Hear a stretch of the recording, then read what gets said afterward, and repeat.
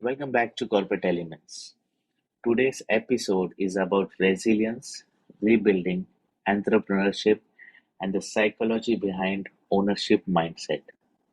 Our guest today is Haren Bhakta, founder of the Inside Ownership and creator of the Inside Ownership Index.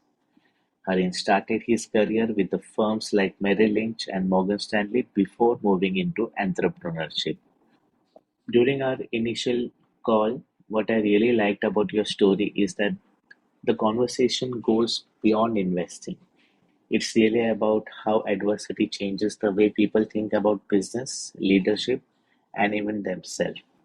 It's a pleasure to have you. Welcome to Corporate Elements, Harin. Thank you, Rohit. Thanks for having me on.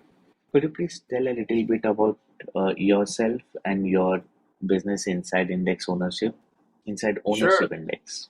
Inside Ownership Index. Sure. So, as you mentioned, I started out in wealth management, started my career managing portfolios for high net worth individuals at Merrill Lynch, then Morgan Stanley. In 2017, I broke away from the firm and launched my own investment advisory business. In 2024, I came up with the idea of Inside Ownership Index and went all in and ran forward with that. And now we have the ETF that tracks my index launching next week, actually on Wednesday. So I'm Wow. pretty excited about that. So essentially, the Inside Ownership Index is a stock market index similar to the S&P 500. Now, the S&P 500 basically is the 500 largest companies in the US that proportionally invests in each one of those 500 companies based on its size. So the bigger the company, the more money you essentially invest in those companies. I decided to create something different, what I believe is more in line with incentives and better for the investor is instead of picking size as the metric, we we decided to do it based on ownership of the leaders within the organization. So the more that the leaders own, the more we feel comfortable investing in those companies because it's more aligned. Their ownership brings alignment with us as passive investors in those entities. So we really have no say in how leadership is maintained in these publicly traded companies like Apple, Nvidia, Tesla, Amazon. So what we want is alignment. And the only way to get alignment is if leadership owns significant stakes in the company they run, um, we get alignment that way. And it's a better way of investing in essentially better run companies because when management own significant amounts of that company, they essentially run the companies better because they care more. They wake up Yes. thinking about their companies and they go to sleep thinking about them. Yes. And the most important factor I believe is a lot of decision making process is involved when the business owner is taking the risk. And from Exactly. you, what I understand is that it's more like philosophy that is built around backing leaders who genuinely have like skin in the game. Exactly. Skin in the game. Essentially, I created the skin in the game index. It's another Okay, nickname I have for it. This is skin in the game stock market index. So we're that looking makes a for lot skin of in the game sense. essentially, and what we're doing is avoiding companies where management have no skin in the game. We're looking Yes, for managers that feel the pain of their mistakes if they have them, and they also feel the rewards. So what we want to do is avoid companies where management can aim very high, and if they fail, they don't lose anything. We want to avoid those. The best example I have is Silicon Valley Bank. In okay, 2023, it went to zero, and management, CEO, and the board didn't really own much stock at all. In fact, if you look at the proxy filing, the number was so low that it was represented by an asterisk. Oh, So that, yeah. So basically, they could lever up the company and aim very high, but if they fail, they can move on to something else. It's no big deal. So what we want to do is avoid those type of companies, and my index basically does that systematically. It favors companies where leadership has big skin well, in the game. I agree. It just reminded me of Steve Jobs, when he was fired from the board and later he went on and started Pixar company. That Yeah, that that was clearly, actually, what, his own doing in a way. yes. Now, he's the founder of Apple, but he sold his shares of Apple several times through his career. Now, had he But maintained ownership of Apple, he would not have got kicked out of his own company. And so that's a little bit of a problem with Steve Jobs had. He would sell his stock. I don't know why he sold his Apple stock about three, I believe, three times throughout his career. He's kind of liquidated his Apple stock and built it back up. And I did some research recently about in the last 20 years. So there's a term called 100 bagger. 100 bagger means a stock returned 100 times your money. So essentially $10,000 investment turned into over $1 million over the course of the last 20 years. And there's about 21 I could find. 21 oh, companies essentially turned $10,000 to over $1 million in the last 20 something years. And I could only find two examples where it went up 100 times without there being significant ownership, and Apple was one of them. Apple went up more than 100 times your money had you invested in 2008, yeah, or 2009, and Steve Jobs didn't own that much. There wasn't significant ownership at Apple, but there's always exceptions to every rule, and Apple was one of them. Even though it was run by a founder at the time, he didn't have big ownership, surprisingly. you had a strong career in finance with firms like Merrill Lynch and Morgan Stanley, and from many people, that is already considered as a success. I'm curious that what pushed you toward entrepreneurship. Well, I'll be honest. I'm not very good at following rules, so I'm not good at being told what to do. I basically I'm very entrepreneurial. I have great ideas I love to run with. And within an organization, you basically have to toe the company's line. You do what your boss says, but um, I I'm very creative, and working in a closed environment like Merrill Lynch and Morgan Stanley, where compliance at these organizations are very high, and they want their advisors to operate in essentially a closed box. So, being an entrepreneur just made complete sense to me. I'm not able to operate in a closed box. I'm very outside of the box thinking.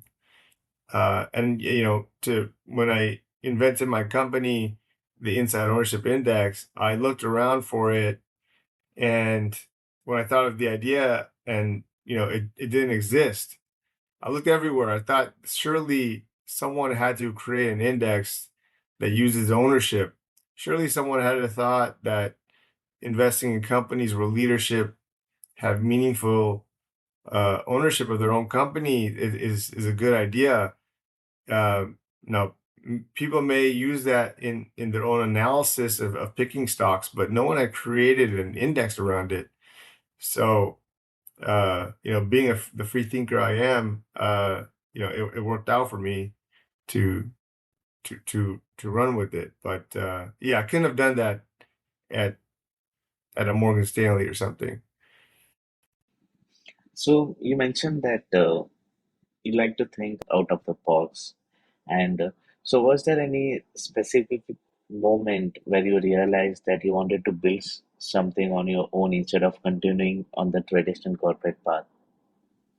Well, in 2020 and 2017 is when I left Morgan Stanley, and at that time, I left because it became apparent that I couldn't do what I wanted to do, which was invest in different kinds of companies. So Morgan Stanley has a rule, you can only invest in companies that they like. You can only buy stocks or recommend stocks to clients that they like. And that didn't fit well for me. Again, I'm a free thinker, and I had a lot of ideas that I wanted to do. And so in 2017, I left basically knowing that I had ideas that I wanted to run and that I couldn't do at 2017. So that was the main thought, is that I have these ideas that I wanted to do, which, couldn't be done without having my own business. Now, having your own business comes with a lot of headaches and responsibilities also. So, you yeah, so you definitely have to be Yeah, careful. So, there was a lot of good parts about being at Morgan Stanley and operating under their umbrella. It's, you have everything's taken care of for you essentially. You have an office, you have paper, you have phone system. If I don't pick up my phone, someone else will. So it's, there's a lot of good things about it. It's just the the closed system was difficult for me. so the design sounds like they had a backup for everything, and when you are owner, you have to do everything about it by yourself. Exactly. Yes. Yes. I remember speaking with you when you mentioned about your business before COVID. You already built a successful business, and what did that phase of life look like for you personally and professionally? Because being a new entrepreneur, like it's a whole new world you are entering into. Yeah, in 2019. So you're talking about the business that didn't go so right. In 2019, I semi-control of a company in Las Vegas. So this was a publicly traded company. I bought stock in this company, about 5% of the company's shares outstanding. And I thought by buying such a large part of their shares, I could inflict some change into the company that it desperately needed. So I bought 5% of the shares, and I ran what's called a proxy contest. So essentially, I get shareholders, the other 95% of shareholders, to vote for me to join the board of the company and inflict the changes that I thought were necessary. Now, I got onto the board in 2009, October of 2019, and all this company does is sell show tickets on the strip of Las Vegas. They own these retail booths or kiosks in these very high traffic areas where everybody, tends to walk the strip of Las Vegas, with their family. It's a thing to do, and it's probably not going to change. And they also didn't sell show tickets online. And I thought, okay, well, this is a very easy thing I could add in to improve the business. So I just thought this is a great opportunity to buy a very cheap stock and make these easy changes that could improve the business. And the problem with that was in October 2019, I got on the board. Just less than 6 months later, the entire show business shut down due to COVID. So its entire business model for a year and a half just got crushed to zero. And that was very painful. And I had to just endure that. Uh, and I put a large part of my resources and time and effort and everything that went into running a proxy contest and winning, and the happiness of winning, you know, just 6 months later to be devastated by by COVID. So that was a big challenge I had to go through. But everything worked out okay eventually. But it was big learning lesson and very painful. I think that COVID changed people beyond just business. When it happened, it changed how people looked at life, uh, careers, and even themselves. And a lot of people who were simply following the conventional path suddenly started questioning what they actually wanted and what kind of life they wanted to build. I Hmm. remember I personally discovered new priorities. I've seen people, my friends, they have discovered few new skills. Most of them went into cooking, obviously, and some completely redefined success for themselves. Did you experience any shift like that personally during that period?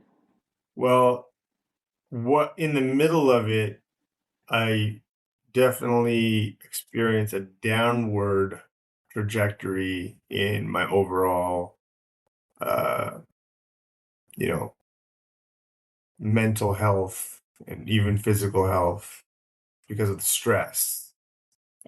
But eventually I worked through that, and without going through that, maybe I wouldn't have come up with the inside ownership index. So I suppose it was a necessary pain to have to endure that, to come out with much more light at the end of the tunnel, which may have not existed without that pain. So yeah, it was initially a downward trajectory for during that time. You spoke openly about stress and mental health. I know that this kind of setback is like really hard to come back strong from it. And speaking of rebuilding, the topic we're discussing today, I think people celebrate the entrepreneurship, but they rarely talk about the emotional side of rebuilding after losing the momentum, especially. And Hmm. other than physically and mentally during the difficult phase, what is the hardest part emotionally during that phase? Well, in general, entrepreneurship is a series of um, troughs and peaks. You could feel euphoria for a while, and just a short while later, you feel terror. I forgot who said that actually. I think it was Peter Thiel Hmm. who said entrepreneurship is a series of terror and euphoria, and not really much in between. So yeah, I kind of forgot your original question, but basically having to deal with those two and understanding that you know when you're feeling euphoria, just preparing yourself for the terror that's gonna come, because you win one deal, you know you may lose the next one, and it's just a roller coaster ride.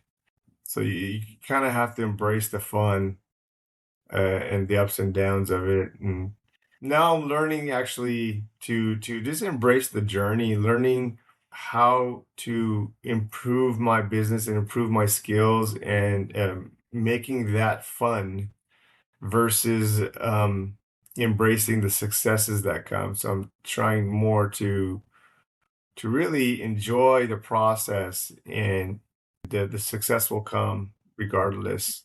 Mhm. So that's one thing I've learned to embrace is the journey. What I understood from you is that you need to keep going on, no matter what is happening. I am a follower of Naval Ravikant, and I remember one of his quote, one of his famous tweet, if I may say, that uh, entrepreneurs don't fail when they run out of strategies. They fail when they run out of energy. Mm, And throughout what you just mentioned, I feel that with the euphoria and the setbacks, it takes an energy to like come back again, to show up.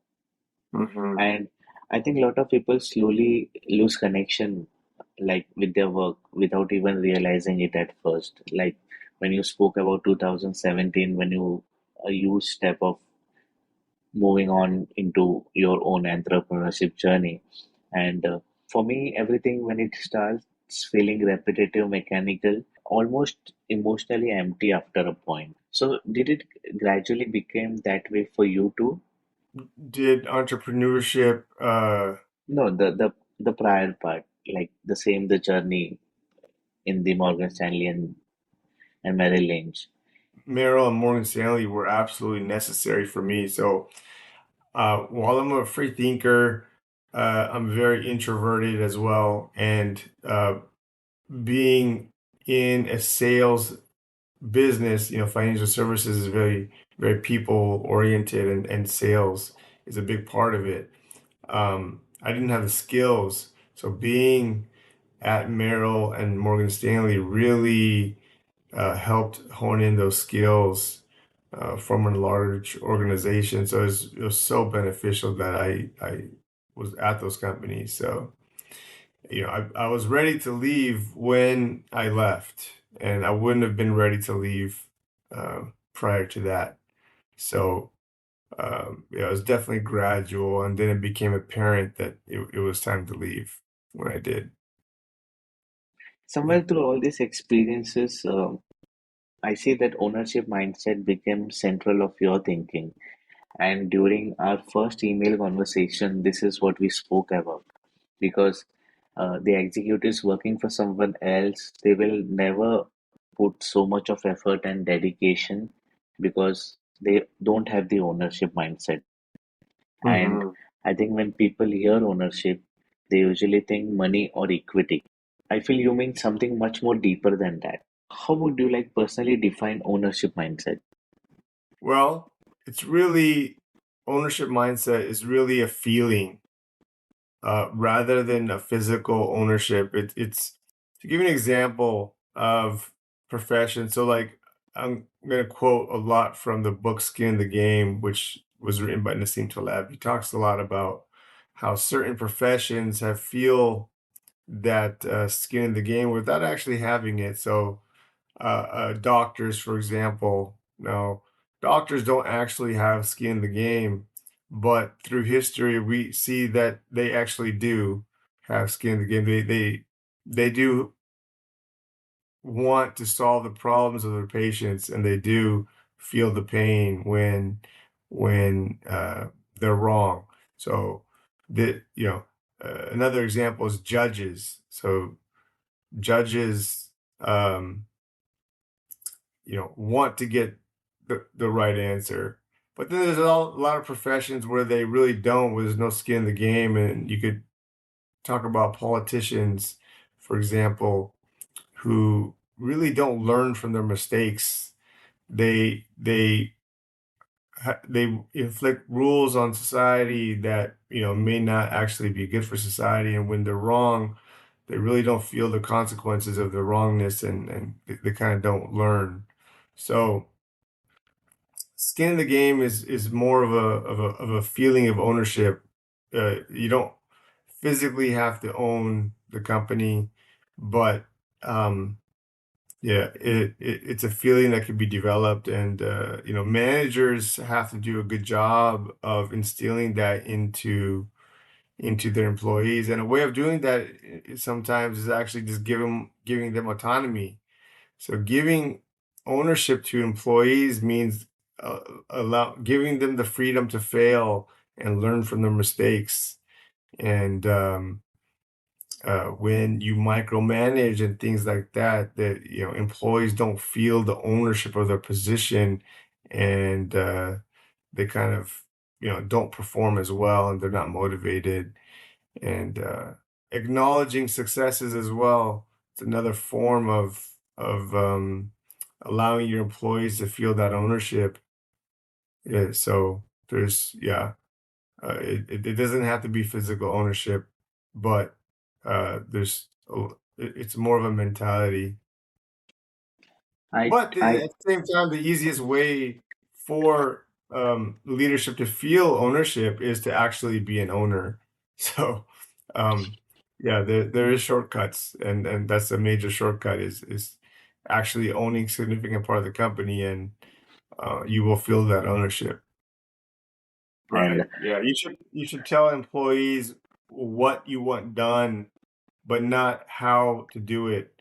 And you get two benefits from that actually. You get, the benefit of them um, figuring it out and maybe and feeling that ownership and being more motivated. But then you also get a second benefit.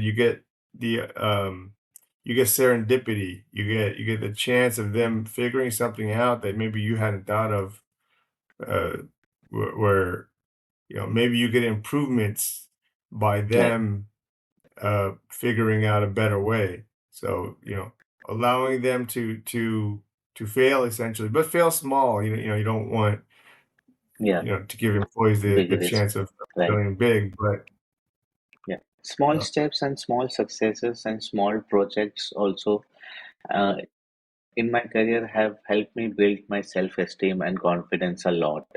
Today's world feels extremely short term, like people are chasing instant gratification and everything is about fast results, fast reactions. But a founder-led business often think in decades instead of quarters. Do you think that long-term thinking has become rare today? absolutely. Well, what? I don't like to say founder led. I like to say owner led. Oh, yeah. Because Warren Buffett is not the founder of Berkshire Hathaway. Howard Schultz is not even the founder of Starbucks. They took control and took ownership, and now they're attributed as the founders, but they didn't start that way. Hmm. Um, but what was your question again? I had an answer for that actually. I was asking Uh, that the long-term thinking is oh, becoming long term, yes, rare yes, today. yes. Well, social media has really um, took away our ability to focus for the long term, right? I mean, the ability to swipe to the next video, and we're just it's much harder to focus nowadays than it's been in the past. But um, thinking long term is so necessary to build something enduring and building success and um, the ability to compound what you're doing. So it's not just compound interest, it's compound knowledge. So Hmm. learning a little bit every day and just compounding that. I'm also a fan of Naval Ravikant, and one of my favorite lines from him is it's better to read it's better to read one book twice than it is to Hmm. read two different books, and because learning is done in repetition, so it's much more valuable to read one good book, one book with powerful ideas, but read that book twice rather than reading two different books. So, um, yeah, Now I get that analogy about the doctors and the lawyers. It perfectly fits when you mentioned about Warren Buffett because uh, when you own something, you take full responsibility of that. It automatically, again, with the effort, leads to compounding effect, and that will subsequently and eventually lead to successful business. I totally, that's what I believe in, to be honest. A lot of people today may be rebuilding in some area of their life right now. I will, some financially, some professionally, and some emotionally. What advice would you give someone who feels like they're starting over again? well, I've started over many times, so I would say start with small steps, really small routines as well. There's always going to be ups and downs, and do your best to maintain a healthy routine and really just read. That's honestly that's been what has worked for me the best is either reading or podcast or any form of learning, really, if you could do that every day, things are Yeah, going to work out for you. So, correct. just keep reading and what you're passionate about, but keep learning essentially. Knowledge actually gives a lot of clarity, and in today's world, it is so easy with creators like you. I can just switched on my phone, listen to the podcast while traveling also. Exactly. And Exactly. So, nowadays, reading podcasts and audiobooks and things like that, those are so beneficial. That's a lot of people don't talk about that, but social media has created problems, but there's been a lot of benefits too, and those are largely big benefits of having access to information so easily, and being able to catch a podcast while driving, and just learning, probably learning more hours or more minutes per day than ever before. We have access to so much good information. We should use it.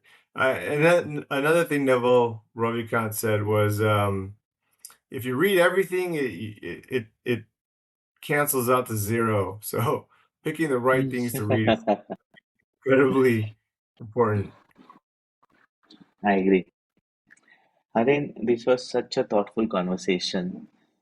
I think one of the biggest takeaways today is that ownership is not just financial, it's psychological, and Absolutely.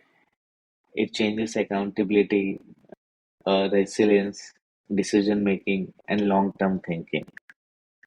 Thank you so much for joining us on Corporate Elements.